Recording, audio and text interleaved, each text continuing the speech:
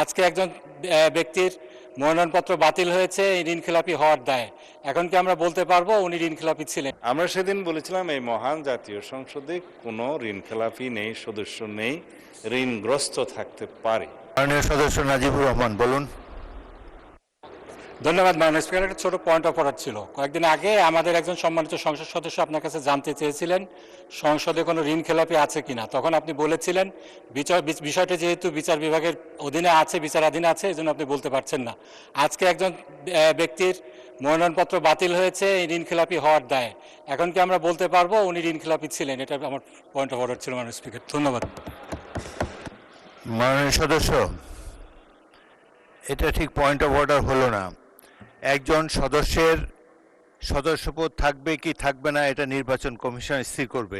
নির্বাচন কমিশন যখন এই বিষয়ে আদালতের নির্দেশ মোতাবেক আদেশ জারি করবে তখন আমি সংসদে আপনাদেরকে জানাতে পারবো। সুতরাং আমাদেরকে আরও কিছুদিন অপেক্ষা করতে হবে চূড়ান্ত রায়ের জন্য, নির্বাচন কমিশনের চূড়ান্ত মন্তব্যের জন্য। মাননীয় স্বরাষ্ট্রমন্ত্রী বলতে চান কিছু? সময় নেই। মানে স্পিকার, আপনাকে ধন্যবাদ।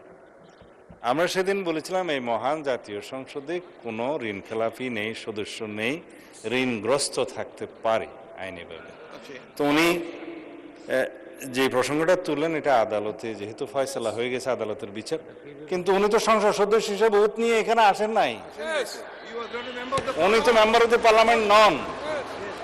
সেটা তার প্রার্থিতা চ্যালেঞ্জ হয়েছে এবং সেই প্রার্থিতা সম্পর্কে উচ্চ আদালত রায় দিয়েছে, সেটা এখানেই শেষ। End of the story. He is not parliament. উনি এখানে সংসদ সদস্য থাকলে তখন এই কথাটা বলা যেত। আর it is no point of order মাননীয় স্পিকার। ধন্যবাদ। সাথে কোনো point of order, let me decide that, কিন্তু তিনি সংসদ সদস্য নন। আপনার এই clarification is enough. Thank you.